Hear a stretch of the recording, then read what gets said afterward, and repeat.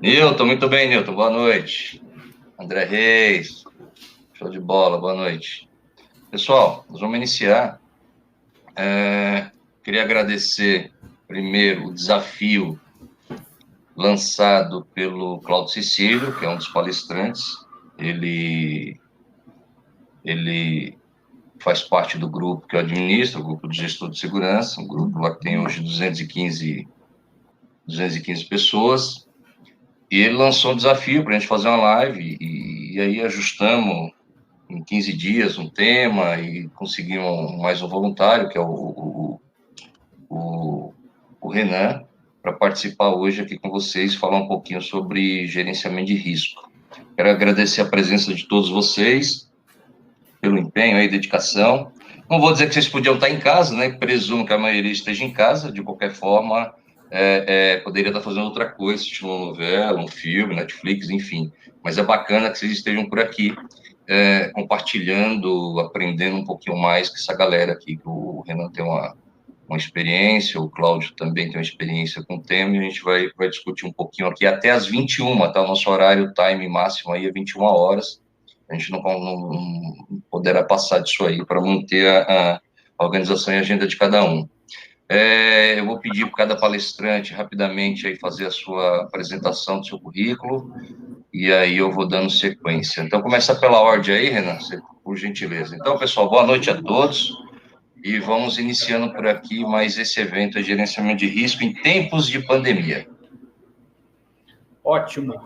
Primeiramente, aí eu agradeço, Terence, pelo seu convite.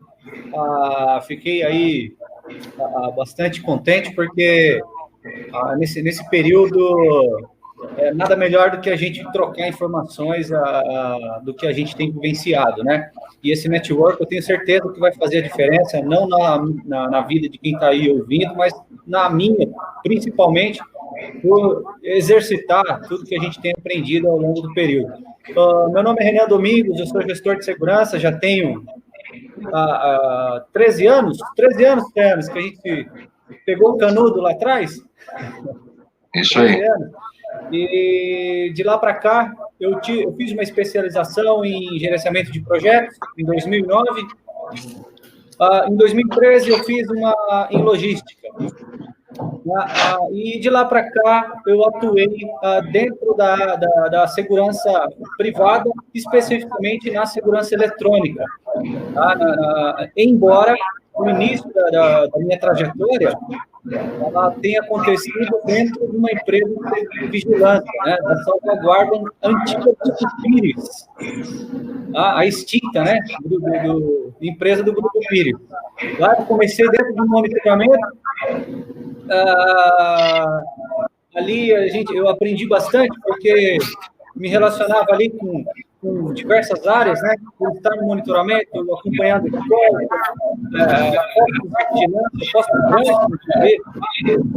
tinha shopping, tinha indústrias como Yamaha, na época Kodak, a escolta da Bovespa, entre outros. Foi curiosa a minha contratação, porque eu fui contratado para trabalhar no monitoramento, mas ao mesmo tempo jogar futebol coletivo pela empresa. Não sei se você lembra dessa história, eu cheguei a contar. Renan, tá dando microfonia. Então. Tá chegando com microfonia. Será que é de alguém aqui? Vocês estão ouvindo bem, pessoal?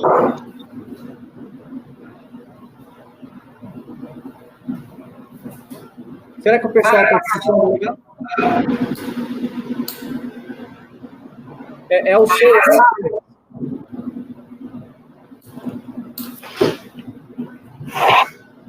Está me ouvindo, Terence? Oi. Acho que se algum de vocês estiverem com o celular conectado no mesmo canal, costuma dar microfonia. Denis, você está com 2 contas aí, não está? Você tem... Mas não tá no mesmo ambiente. Não está no mesmo ambiente? Para mim está chegando ok. O áudio para mim está ok. Agora melhorou, agora tá legal. É que se você tiver no fone, Renan, diminui o eco também, tá? O pessoal também está colocando aí um pouco de eco, tá falando que tem um pouco de Tá, eco. eu acredito que não deva ser aqui o ambiente, não. Tá bem tranquilo. Parece que normalizou. Para mim tá ok. Então tá. Para mim Bom, eu também. já estava encerrando aqui minha apresentação pessoal, eu só estava contando ali como é que foi o início da trajetória na segurança privada. Então, foi lá na Salvaguarda, antiga Grupo Pires, um caso interessante que eu fui chamado para jogar futebol pela empresa, e ali eu me inseri nesse segmento, e ali eu comecei a faculdade em gestão de segurança. De lá para cá, em 2009, eu comecei uma empresa, tinha um investidor, e nós organizamos uma empresa de segurança eletrônica, monitoramento, e de lá para cá eu não saí mais desse segmento, né? Atuando aí especificamente com condomínios, mas também atendendo aí indústrias, entre outros setores. Então, atualmente eu tenho a minha própria empresa, tá? E que atuo com projetos de segurança e portaria remota. Tá? Inclusive, eu tenho um canal Portaria Remota lá no YouTube. Quem tiver interesse pode conhecer lá. Legal, Tênis? Obrigado. Claudio, vamos lá. Eu posso trocar de câmera, Renan? Ó, saiu aí? Sim. Vou entrar agora. Ok? Tudo bom, Teanes? Está aparecendo uma imagem aí, tá ok? Totalmente. Maravilha. Vamos lá. Primeiramente, quero agradecer aí a oportunidade de estar fazendo esse bate-papo. Eu principalmente aprendo muito aí com esse bate-papo, com essas informações. Então, quero agradecer o Teanes, quero agradecer o Renan, quero agradecer a todos os presentes e vou me apresentar. Meu nome é Cláudio Cecílio, eu sou gestor de segurança pelo grupo Aliança e Sonai, um grupo de shopping centers. Eu estou no Shopping Taboão atualmente. Trabalho na área de segurança um pouco mais de 20 anos e iniciei nas Forças Armadas, posterior fui para a iniciativa privada, Grupo Pão de Açúcar, comecei em alguns shoppings, me graduei em Direito, sou formado pela Universidade de Morumbi, também na Gestão de Segurança Empresarial, Gestão Estratégica em Segurança Empresarial, a última MBA que eu fiz. Passei por algumas especializações na Europa, Espanha, por uma associação chamada Protectory, uma associação de líderes em segurança, e eu me especializei em patrimônio histórico. Eu trabalhei em 4 shoppings, esse é o 4º shopping que eu trabalho na gestão, mas antes de vir para cá, eu passei 10 anos atuando na área cultural. Então, eu trabalhei num grande museu de São Paulo, chamado Pinacoteca do Estado, e lá eu me especializei um pouco em patrimônio histórico. E depois de 10 anos de trabalho, fazendo vários trabalhos em conjunto com a associação na Espanha, visitas técnicas em outros países da Europa, sempre com foco em gestão de risco, sempre com foco em segurança. Muito legal conhecer o mundo lá fora e ver o quanto a gente tem aí para aprender nesta área de segurança empresarial. Tive uma intenção de retornar para a área de shopping center e em setembro de 2018 eu fui convidado a ser gestor de segurança no Grupo Aliança Sonai. Estou aqui até hoje, passando por esse gerenciamento de crise, e tem muito trabalho para a gente aqui no shopping. Esse é meu histórico profissional. Graças a Deus, né? Que tem muito trabalho, né, Cláudio? Muito trabalho. Pessoal, estou vendo aí muitos conhecidos. Estou vendo a Lilian, obrigado, Lilian, pela presença. Lilian é jornalista da ABSEG, a ABSEG é um apoiador aqui do nosso evento. Estou vendo meu chefão aí também, Carlos Faria, bacana, Faria, vários colegas de trabalho, ex-aluno, ex-professores, professores, show de bola, hein? Maravilha. Podem ficar mais na frente, viu? Eu vou repetir, os palestrantes aqui, eles fazem pergunta, mas não dá prêmio. Então, não tenha medo, não precisa ficar no fundão, não, viu? A auditória é grande, cabe 400 pessoas, e a gente tem confirmação aí de 100, pelo menos, inscritos. Mas maravilha, pessoal. Nós vamos falar hoje de gerenciamento de risco, né, em tempos de pandemia, a pandemia está aí, tem afetado gravemente os negócios, em maior ou menor proporção, conforme o tipo de segmento que se atua. O varejo tem uma parte dele que está fazendo festa, ganhando muito dinheiro, os hospitais nem tanto assim, o shopping está magoado, o condomínio está estressado, enfim, o risco chegou, o risco se concretizou, era um risco relativamente esperado, e pegou, de certa forma, muita gente despreparado, né? Pegou despreparado porque não tinha a menor ideia do que fazer. Mas, por outro lado, o pessoal está aprendendo rápido, isso é importante. Algumas empresas startaram seu plano de gerenciamento de crise, outros estão atuando com gerenciamento de crise dentro do plano de continuidade do negócio, porque a gravidade é tal que o que interessa hoje é sobreviver, né? Como é que a gente vai sair disso? E é nessa linha que tanto o Renan, que atua na área de condomínio, portaria remota, vai fazer aí um contraponto com o Cláudio, que está numa área empresarial, para a gente entender esses dois mundos, né? Como é que está sendo hoje o gerenciamento de crise em ambas as atividades, ou seja, um tem os moradores e o outro é um condomínio empresarial. E aí a gente vai poder ter uma ideia melhor, né? Como é que anda as tratativas desses dois profissionais nesses ambientes no dia a dia. Então, eu quero agradecer mais uma vez a presença de vocês, a ABSEG como apoiadora. Em breve, o desafio está lançado, o Renan é o próximo que vai coordenar uma outra palestra dessa, e certamente quem está aqui hoje, se fizer parte lá do grupo, tiver os contatos, pode ser o voluntário para contribuir com um pouco de conhecimento com nossos profissionais de segmento, tá? Não precisa ter medo, não. É um trabalho voluntário, pessoal. Distribuir conhecimento deveria deixar a gente um pouco feliz, tá certo? Então, você, ainda mais agora que está digamos, oculto, não precisa ter vergonha. Né? A gente sabe que alguns profissionais ficam com vergonha de falar no auditório, mas aqui é um campo bem mais tranquilo. Então, fique à vontade. E é só se candidatar para o Renan organizar a próxima. Tá? Manda no chat depois aí que tem interesse para a gente tocar. Eu queria, então, que cada palestrante fizesse, por gentileza, uma introdução aí ao gerenciamento de risco na sua área de trabalho, né? Como é que anda isso? Como é que vocês têm enxergado o gerenciamento de risco nos últimos tempos aí, por gentileza? Pode começar, Renan. Pode começar? Legal. Só abrir a câmera aqui. Okay.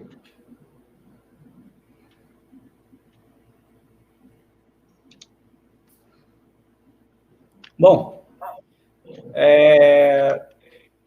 nós temos aí um cenário, todos nós aqui conhecemos, né? E estamos vivenciando essa problemática. Eu acredito que não foi só o segmento condominial, todos os setores, eu acho que todas as pessoas no mundo, né, de certa forma, foram surpreendidas aí e que pese as questões ideológicas, políticas envolvidas em tudo isso, né? Que acho que não vale aí, no momento, a gente entrar no mérito. É uma crise sem precedentes, né? Praticamente é um inimigo invisível e que atingiu a todos nós de forma, assim, bastante agressiva. E não ia ser diferente no condomínio. Nós temos aí, no setor condominial, um amadurecimento ainda do gerenciamento de riscos, de crise, da formação de comitês, de plano diretor de segurança. Tudo isso ainda é muito prematuro em condomínios, principalmente os menores. Tá? É um campo a ser explorado pelos gestores, tanto os gestores de segurança, mas até mesmo pela formação profissional do síndico. E um outro aspecto também interessante que a gente tem observado é um movimento aí de ascensão de síndicos profissionais, mas que, infelizmente, não tem tido uma ênfase na gestão de segurança. Então, assim, é mais um ponto que a gente precisa analisar e influenciar nesse segmento em específico, né, condominial. Hoje eu tive uma conversa com o André de Pauli, e ele fez uma observação que me ficou aqui na mente, que o início dos condomínios, né, e aí com a ascensão aí de 20 anos para cá, era um segmento de puro status, né? Então você ia morar num condomínio com uma ênfase no status, né, de morar dentro de um condomínio. E agora, tempos para cá, mais recente, a gente viu que parte do marketing da venda de um apartamento, de uma residência condominial, ela está dando ênfase na segurança. Tá? Mas, ainda assim, a gente vê uma falta de profissionalismo nesse segmento, uma falta ainda da atuação de gestores dentro desses condomínios. Eu falo isso como integrador há praticamente aí 12 anos nessa área, e foram poucos projetos que a gente conseguiu fazer o projeto executivo em conjunto com uma consultoria em segurança. Tá? E a gente está falando de um universo de milhares e milhares de condomínios aí, que estão agora, nesse momento de pandemia, sofrendo, né, com todos os riscos aí inerentes a esse momento e sem saber para onde caminhar. Tá? E vivenciando riscos que até então não se tinha, né? Não se vislumbrava. Nós vimos agora recentemente uma entrevista mostrando que a briga entre vizinhos, né, de condomínios aumentou em 25%. Com números bastante subjetivos, né, até porque você não tem essas informações aí cruzadas com todos os condomínios, mas é quase que óbvio, né, que é disso para mais. Né? O nível de estresse é muito grande. E os condomínios atuais, eles têm passado por um cenário no qual jamais eles passaram na história. Possivelmente, eu arrisco dizer que as estruturas condominiais estão sendo testadas nesse momento como jamais foram testadas anteriormente. Ou seja, em sua plenitude, com todos os moradores dentro, com todas as suas vagas de veículos preenchidas, e aí com todas as possibilidades de você ter ali um estresse evidenciado pelos moradores. Isso vai respingar onde? Na segurança, né? Porque quando a gente fala de gestão de segurança, gestão de risco, dentro de um condomínio, a gente tem que olhar para todos os âmbitos, né? E aí ali você tem a gestão das pessoas, né, dos funcionários, você tem a gestão dos equipamentos que estão ali, será que estão aderentes e estão em capacidade plena para atender toda essa demanda agora?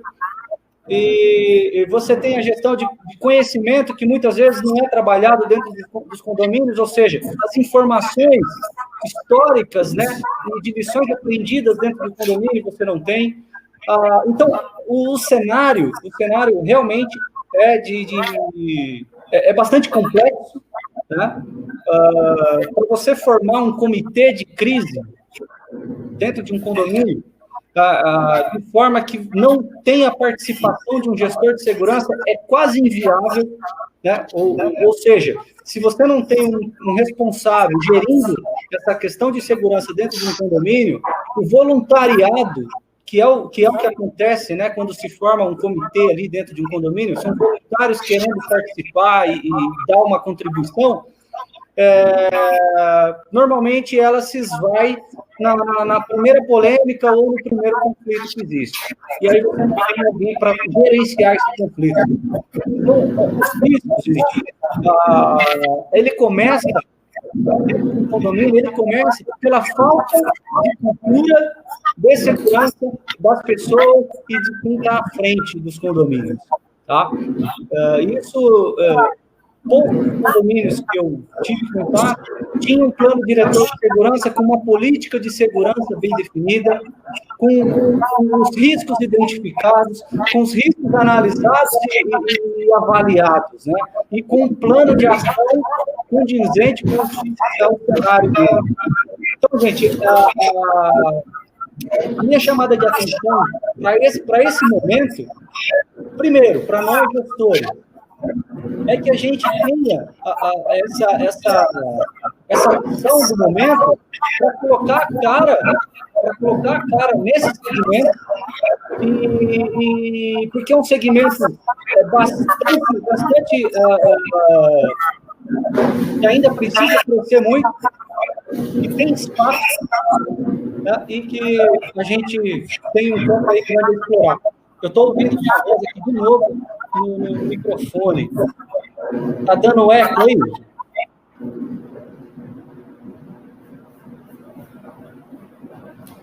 Teane, você está me escutando?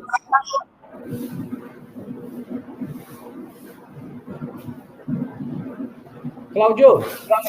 Oi. Você está escutando aí? Como é que tá? Tá nítido? Eu estou ouvindo você nítido, mas não estou ouvindo o Teanes. Eu acho que o Teanes também não está escutando. Maravilha. Ô, Renan, obrigado, viu? Obrigado. Faz para nós, fala para nós aí. Tá. Bom, eu não sei se cabe aí mais alguma observação, Teanes, mas ainda existe como um risco inerente ao cenário condominial, que é a aglomeração em si, que ela proporciona por ser um condomínio. Normalmente, os condomínios verticais têm essa característica, né? E isso é tese, inclusive, de estudos da Escola de Chicago, essa aglomeração, tudo isso, eu acredito que contribui psicologicamente para você ter um cenário aí propício às desinteligências, né? As situações aí que a gente vê de rotina aí nos condomínios. Tá? Eu poderia elencar aqui, Teanes, vários riscos, né? São muitos. Vocês que já trabalham diretamente fazendo as identificações de riscos, sabem quantos são. E eu estou falando de dois condomínios aqui, tipos de condomínios, né? Você tem condomínio o vertical, o horizontal, mas você tem pelo menos aí quase 20 tipos de condomínios. Condomínio logístico, condomínio comercial, condomínio e por aí vai. Fora isso, existe a questão geográfica, né? Você tem um condomínio no interior, é um clima diferente de um condomínio no litoral, que é diferente de um condomínio dentro de uma região movimentada de São Paulo. Então, maravilha, Renan. Né? Obrigado, viu, Renan? Obrigado. Ô, Cláudio, faz para nós aí, por gentileza, uma introdução aí, como é que está para vocês, como é que é para você hoje aí essa questão do gerenciamento de risco, por gentileza. Tá, vamos trocar, Renan. Vamos lá, pode subir. Ok, apareceu? Show. Maravilha, o áudio tá bom? Ok? Legal. Perfeito. Ok. Vamos lá. A gente está passando por um momento de gerenciamento de crise, na verdade, né?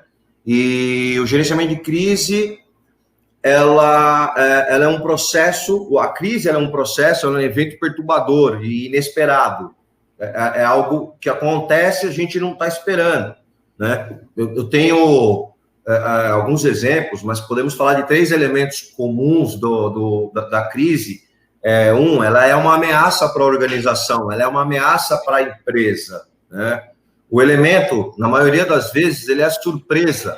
Ele acontece, na hora, você tem que tomar uma medida. E essa medida, a resposta dessa crise, você tem um terceiro elemento, que é um curto período para tomada de decisão. Você não pode demorar muito, né? Então, eu vou falar no cenário do shopping center. Nós estamos nesse gerenciamento de crise, nós estamos passando por esses três elementos, né? O elemento surpresa, a gente estava acompanhando a situação da pandemia, e vendo pela mídia, pelas redes sociais, como que estava a situação fora do país. Eu tenho conhecidos, eu tenho amigos na Europa, na Itália, e ficava observando, conversando com eles, e tomar conhecimento do que estava acontecendo lá. E comum, nós que somos profissionais da área de segurança, qualquer atividade, qualquer anormalidade, nós observamos com foco em segurança. Então, eu estava conversando com o pessoal da segurança, tanto segurança privada como segurança pública na Espanha, entendendo as ações deles em relação a essa pandemia. Só que a gente não esperava que ia vir para o Brasil de uma forma tão rápida. Então, esse elemento surpresa que nos pegou, assim, de imediato, e nos forçou a gerenciar essa crise em tão pouco tempo, né? A ameaça da continuidade do negócio. Então, se imagina, como se trata de uma pandemia, nós não podemos ter um convívio social, não podemos ter ambientes com muito fluxo de pessoas, na verdade, não podemos ter fluxo nenhum de pessoas. Então, isso ocorre na ameaça de fechamento dos shoppings. Quando começou as informações do crescimento da pandemia no Brasil, nós estávamos já criando um protocolo para atender a situação, criando uma primeira situação que é a situação de alerta, como que a gente ia trabalhar nessa situação de alerta, depois passava para um segundo protocolo, que é a situação do shopping parcialmente aberto, e a terceira fase seria trabalhar com o shopping plenamente fechado, que é como estamos trabalhando hoje. A maioria dos shoppings hoje na região metropolitana, no estado de São Paulo, ele se encontra fechado. Então, atender esses protocolos e gerenciar essa crise num curto período de decisão foi muito rápido. Você trabalhar num shopping, você ser responsável pela segurança de um shopping, onde você tem aproximadamente 2.000 funcionários acessando todos os dias, mais de 200 lojas, recebendo mercadorias, todo o processo operacional e logístico, e de repente você fecha tudo isso, é uma ruptura operacional muito grande. Então, gerenciar essa crise não é fácil. Fechar um shopping, fechar um estabelecimento, mantendo uma equipe de segurança, a gente tem um outro problema, que é o risco financeiro, o colapso financeiro, né? Isso resulta aí na redução de escopo, resulta na readequação do escopo para atender esse contrato. Nós, como tomadores de serviço, trabalhamos muito em conjunto com a prestadora de serviço, e nesse momento de dificuldade, a gente tem que cada vez mais se alinhar e estar unidos no mesmo propósito. E a segurança, ela se torna uma ferramenta fundamental para um condomínio fechado, e, ao mesmo tempo, a gente tem que, mesmo sendo uma ferramenta fundamental, a gente tem que trabalhar com a possibilidade de redução do escopo. Aí entra as análises de riscos, os pontos mais vulneráveis, né? E tudo isso eu estou falando em menos de um mês, né? Então, em menos de um mês, a gente teve que tomar decisões, e não estamos falando apenas de um shopping. O Grupo Aliança Sonai, ele é um grupo com mais de 40 shoppings. Nós estávamos, antes desse fechamento, nós estávamos trabalhando nossos protocolos de pronta resposta. Eles já existem, mas estava passando por uma readequação, né? Então, isso foi bom. Essa crise, na verdade, ela nos preparou para atuar ainda melhor na resposta, na pronta resposta, através dos protocolos que a gente estava criando, que nós estamos criando e trabalhando. Um aspecto importante de toda essa crise, a gente não pode só se debruçar a negatividade da situação. A gente tem que também tirar boas lições e aprender com isso, né? Então, essa crise está trazendo grandes oportunidades. Uma das oportunidades que eu tenho observado é o uso das ferramentas tecnológicas. Isso é muito importante e tem dado um resultado muito positivo no dia a dia das nossas operações. Tem bastante coisa para falar. O Teanis, você que está no comando do relógio aí. Beleza, okay? Cláudio, beleza. Obrigado, viu, Cláudio? Maravilha. Obrigado. Eu vou fazer uma pergunta.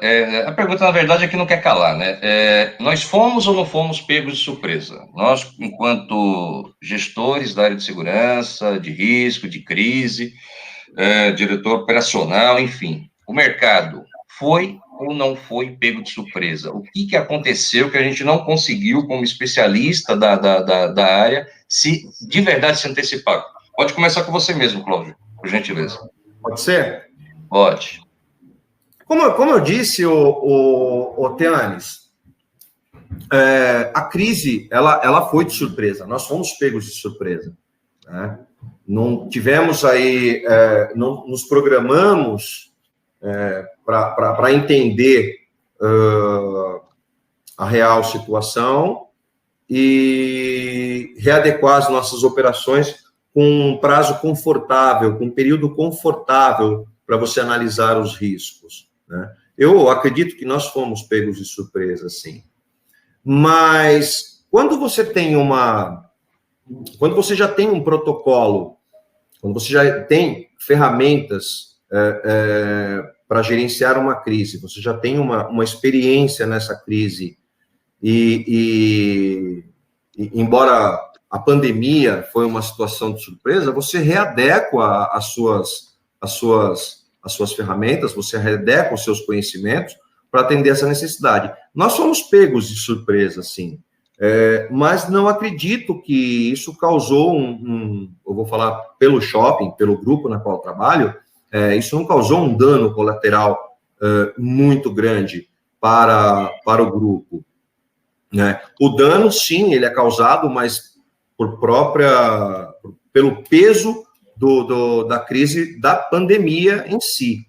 Agora, embora tenha sido um evento muito rápido, para quem tem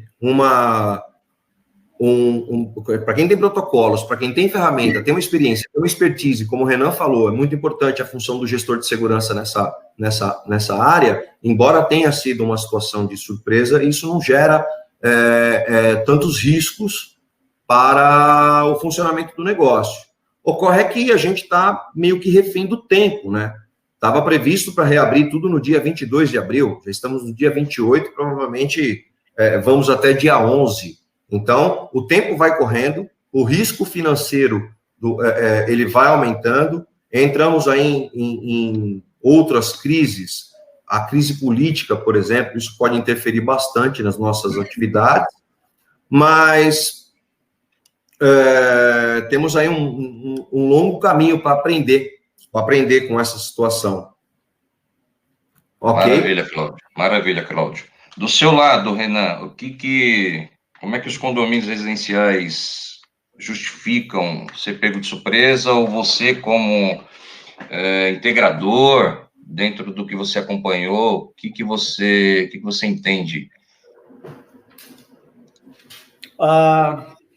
Bom, acredito que, pelo que eu tenho vivenciado, Teanis, sim, foi todos pegos de surpresa, realmente.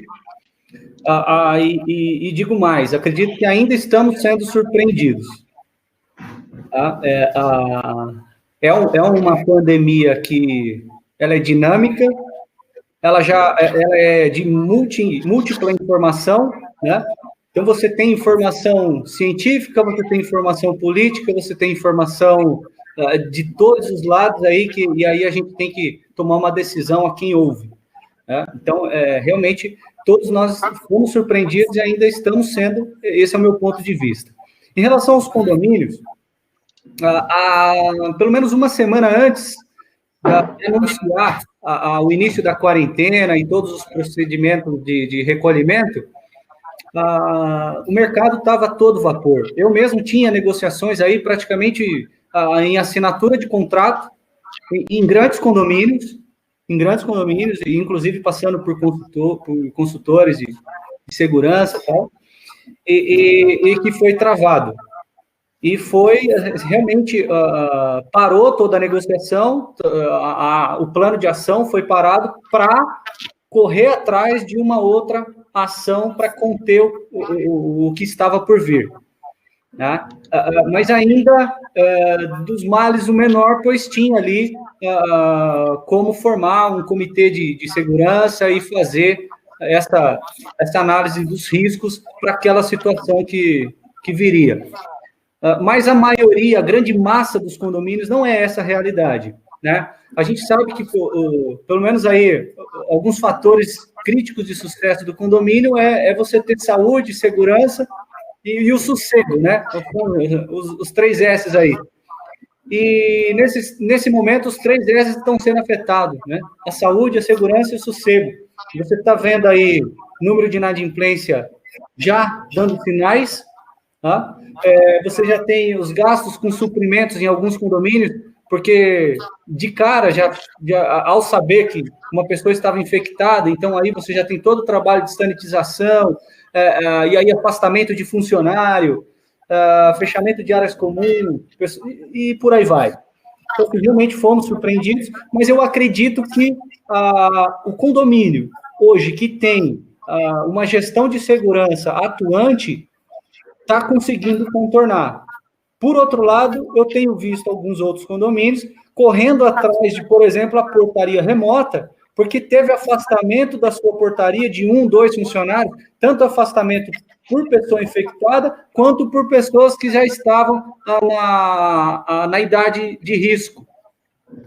E aí eles estavam tentando, então, se automedicar de forma emergencial para ver se apagava o incêndio. Essa tem sido a realidade.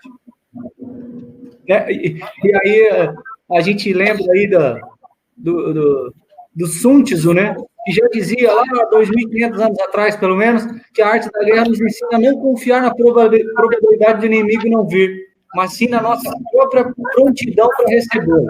Né? Esse é o nosso papel, embora difícil,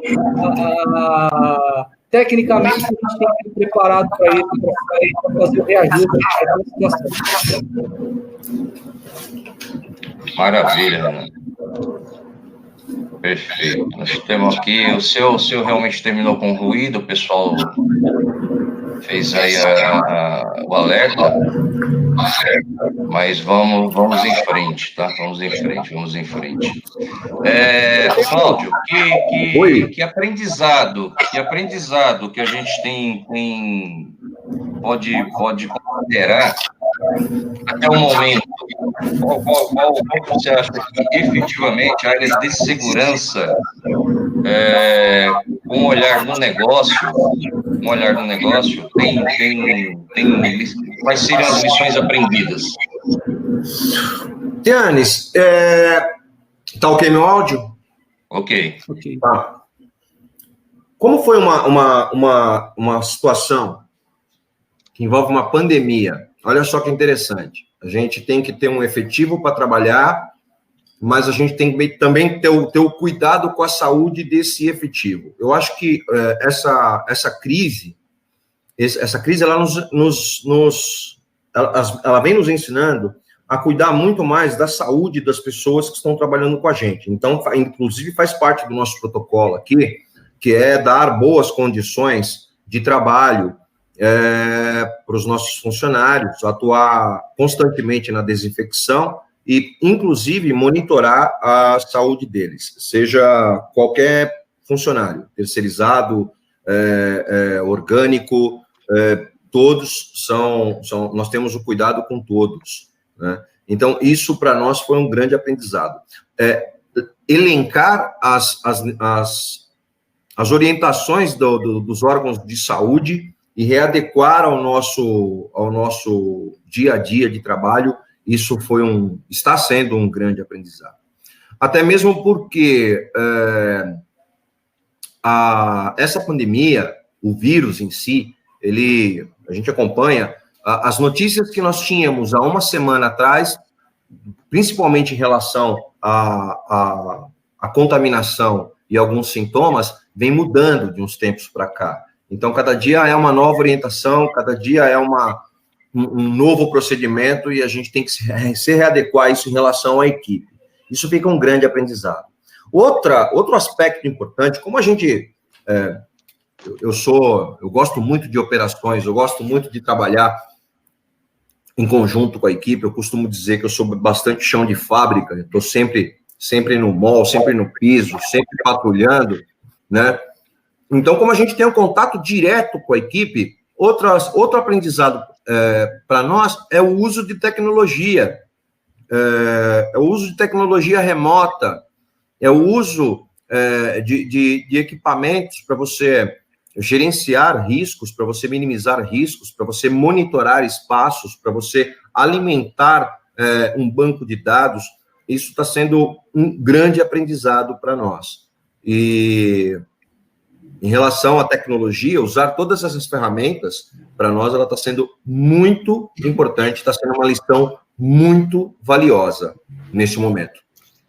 Bacana, Cláudio. Muito bom. Renan, o que você tem para contribuir com a plateia e os demais que estão nos ouvindo sobre as lições aprendidas no seu setor de atuação? Legal, deixa eu só subir a câmera. Legal. Primeiro, para o condomínio, eu tenho duas frentes aqui, né, para tratar, que seria para o negócio, né? Então, para o meu negócio, da empresa de portaria remota, é você ter redundância, é você ter sempre um contingente para repor, e em todos os níveis, né? Níveis de atendimento, e aí o nível operacional em si, a questão de você não estar preocupado agora em conquistar novos clientes, mas reter o que você tem e atendê-lo da melhor forma. Algumas ações foram necessárias, por exemplo, o número de atendimento aumentou por conta das entregas. Em contrapartida, foi necessário que a gente fizesse um plano de ação para atender os idosos, principalmente aqueles que moram sozinhos no momento. Então, qual que era a ordem? Faça uma ligação de tempo em tempo, combinado com essa pessoa, para saber se ela precisa de algo, como é que está a situação dela, né? Entre outras, né? Então, você tem algumas ações aí que precisa ser mudada.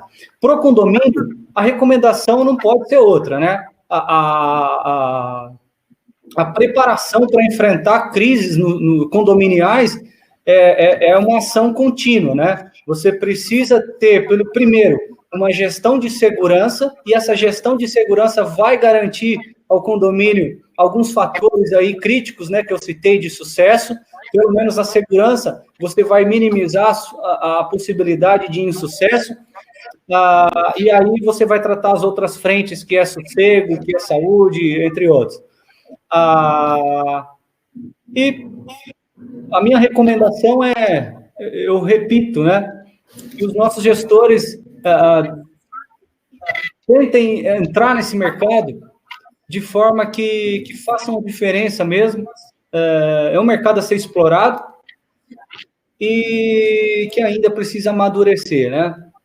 Precisa de bastante paciência. Eu tive uma conversa com o Cláudio, não foi, Cláudio? Oi. E sabe o quão crítico é atuar com condomínios. Mas é um desafio que vale a pena, tá? Para quem gosta de se envolver com vidas, né? E ali você tem de todas as formas e tipos ali. Então, pessoal, a recomendação é essa. A gente tem lições aí riquíssimas para levar. Está sendo, apesar de tudo, né, a gente vai conseguir sair mais engrandecido disso daí, se conseguir levar essas lições à frente. Tem uma pergunta interessante aí, Teanes, que eu gostaria de responder. Por gentileza, e já está estendida ao Renan, viu? Espera aí, deixa eu sair da câmera. Pergunta olhando para o povo aí. Não, na verdade, Renan, é uma pergunta que nosso amigo fez em relação ao uso da máscara, né, para contenção da pandemia. Então, ele tem uma preocupação com a utilização das máscaras, mas não com o real objetivo, que é na contenção da pandemia, e sim para não identificar a face de um criminoso. Ora, isso a gente não precisa ser tão especialista no tema para entender que isso é o prato cheio para a criminalidade. Se todo mundo está usando máscara, nós vamos utilizar, quem é do crime vai utilizar a máscara exatamente para não ser identificado. Olha que interessante. Eu tenho muito contato com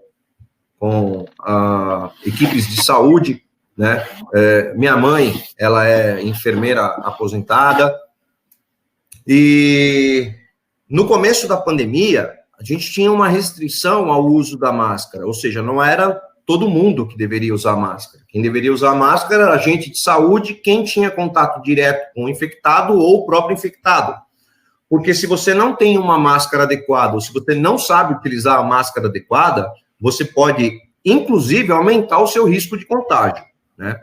As coisas foram mudando, as orientações foram mudando, e hoje já temos decretos em estados e municípios de que é obrigado o uso da máscara.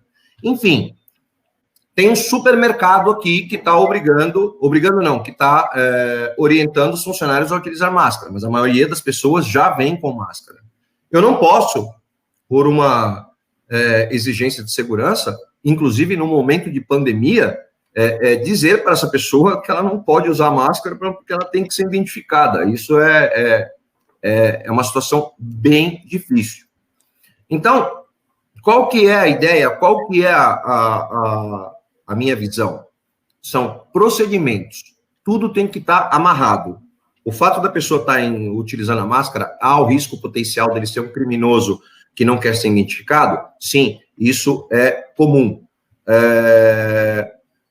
Não vulgarizar que todo mundo que esteja com máscara é um elemento surpreso, mas a atitude de um criminoso, a gente tem que aguçar a nossa visão nesse momento para estar à frente de uma atitude criminosa, né?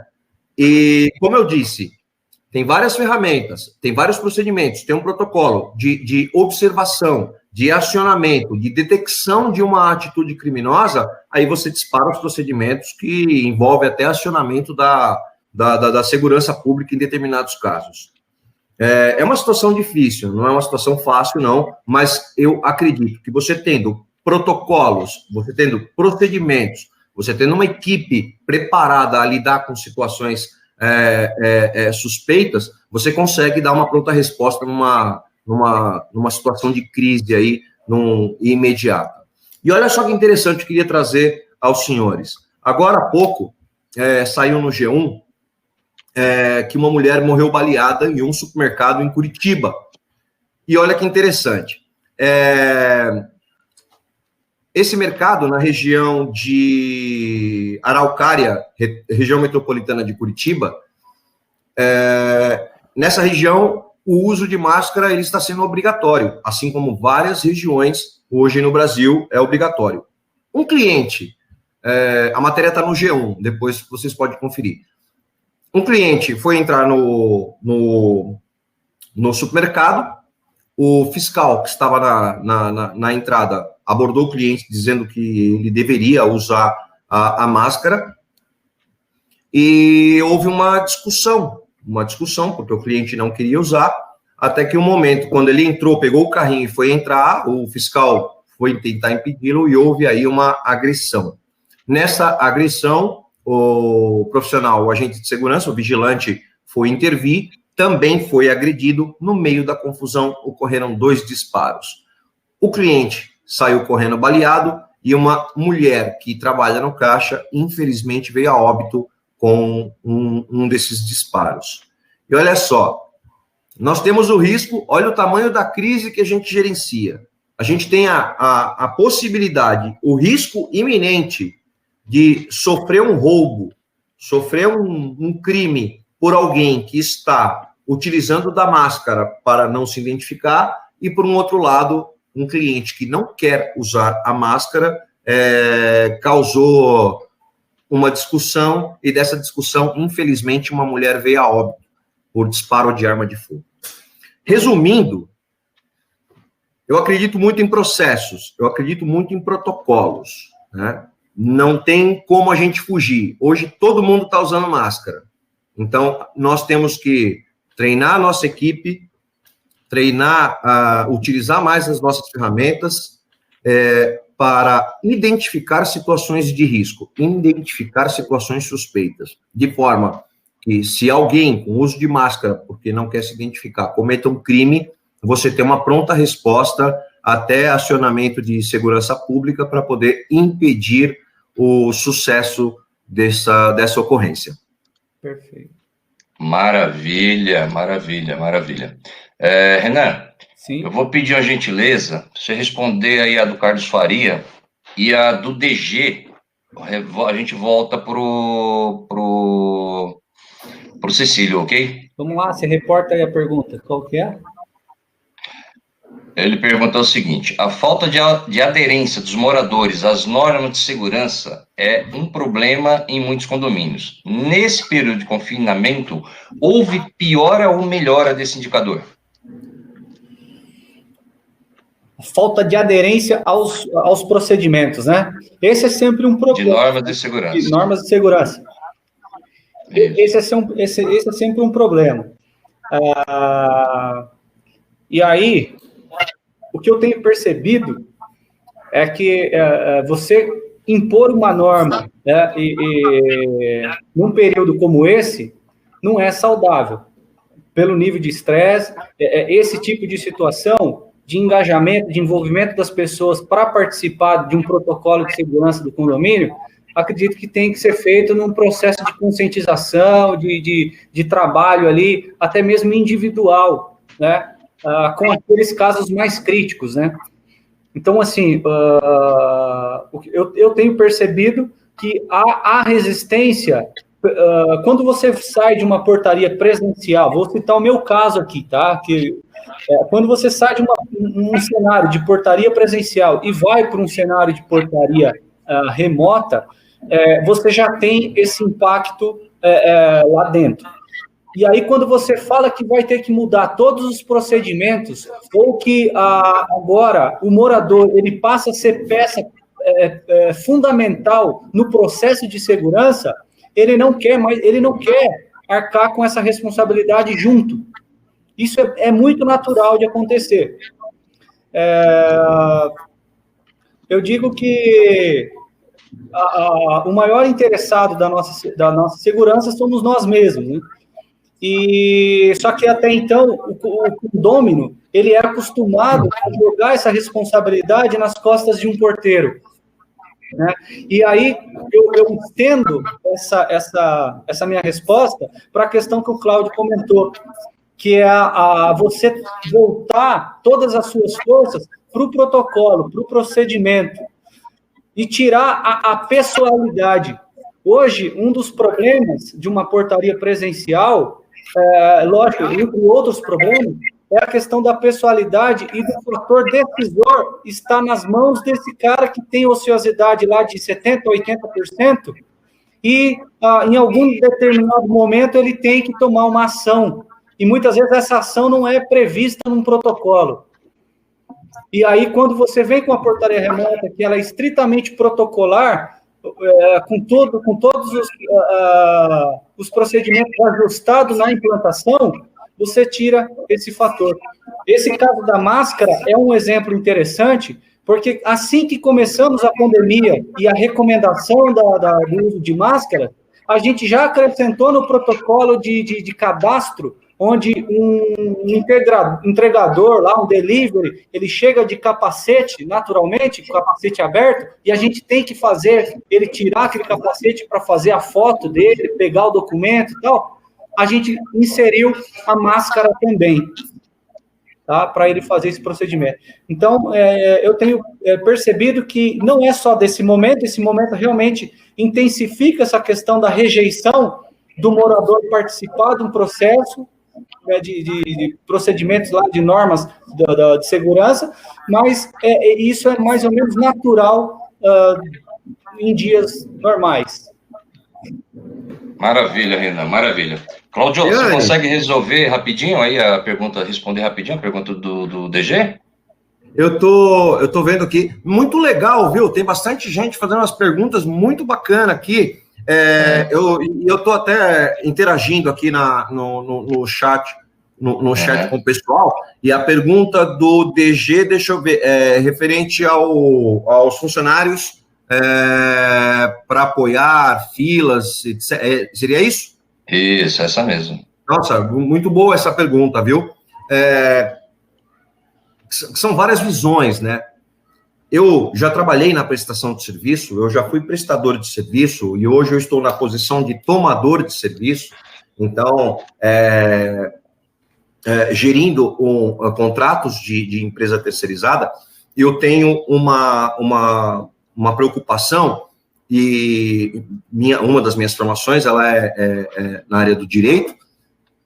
Eu gosto tanto de segurança, eu gosto tanto do que eu faço que eu decidi não advogar. Se me colocar numa sala para cuidar de papéis e ficar em balcão de fórum, eu vou ficar com o cabelo mais branco do que eu já estou e doente. Gosto muito dessa atividade operacional. Então, mas eu me preocupo muito nas questões jurídicas, nas questões da saúde de todos os profissionais. Então, eu achei essa pergunta muito pertinente, porque como gestor do contrato de segurança, como tomador do serviço, eu não vou, respondo por mim, colocar a vida da minha equipe, dos profissionais que trabalham comigo em risco, né? Então, nós temos que seguir o que determina a lei, seguir o que determina os órgãos de saúde pública. Eu tenho que proporcionar ao meu profissional, à minha equipe, condições livres de infecção. Então, eu não posso colocar ele em contato direto criar uma situação de risco em relação a essa pandemia, né? Então, sensibilizar e conversar com seus clientes. Eu acho que tudo se resolve na apresentação de soluções, né? E principalmente apresentando o cenário de risco. O tomador de serviço ou o prestador de serviço que coloca as suas equipes numa situação de risco e proporciona uma infecção ao seu funcionário, ao seu prestador de serviço, com certeza ele vai responder isso legalmente, né? Ele foi o facilitador do contágio aí dos seus profissionais.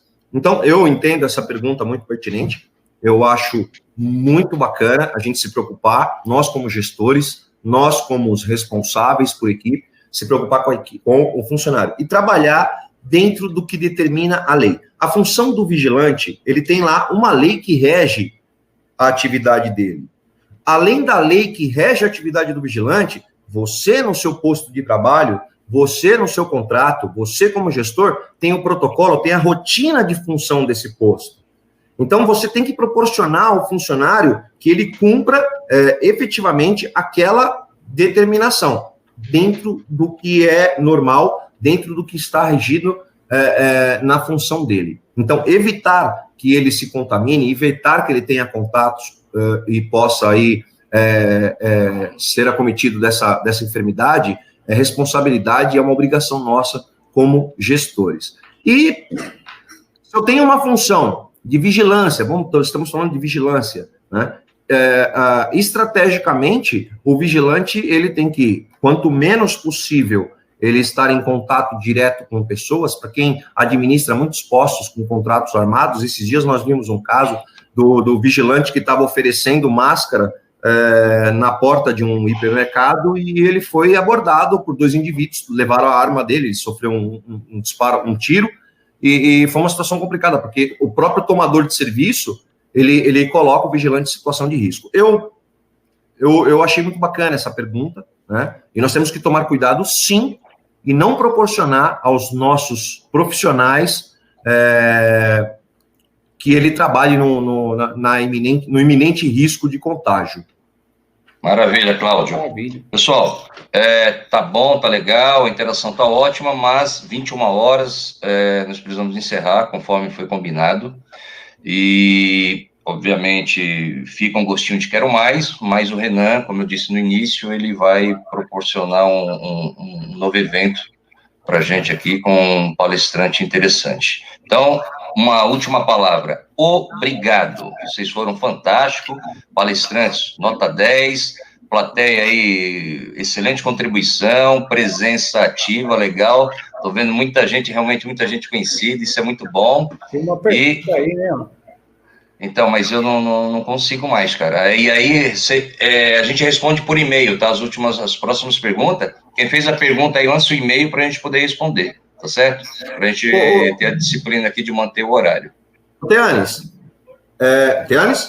Oi, tô vendo. Eu vou utilizar a ferramenta do chat, eu vou colocar meus dados, tá? Que vai meu e-mail, meu telefone, meu perfil no LinkedIn, né? Legal. Então, olha como a gente cresce com a crise e com o uso de tecnologia.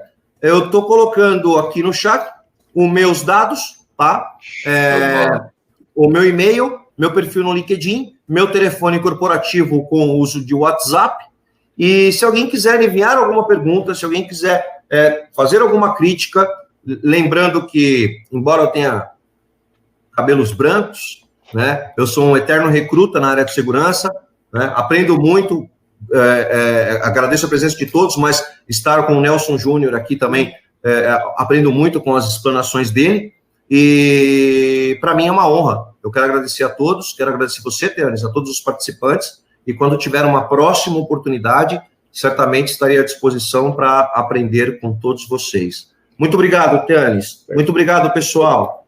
Muito obrigado, Renan. Eu vou abrir a câmera para você. Um forte abraço a todos. Obrigado, Cláudio. Vamos lá. Bom, eu também vou fazer como o Cláudio fez aí, eu vou deixar meu contato. Aí eu já, inclusive, estou respondendo sua pergunta, Nelson, sobre o drone, tá? E eu vou deixar meu contato aqui, meu e-mail, meu telefone, e agradeço realmente a presença de todos aí, a participação. Tenho visto aí que tem algumas perguntas aí, eu acho que a gente não chegou a comentar. E você também, Teanes, obrigado pelo convite, foi muito bacana, e acredito que os próximos aí a gente vai conseguir trazer outros assuntos aí para a gente se aprofundar. Valeu, um forte abraço aí para todos, obrigado mesmo. Obrigado, pessoal, com Deus, até a próxima, sucesso a todos.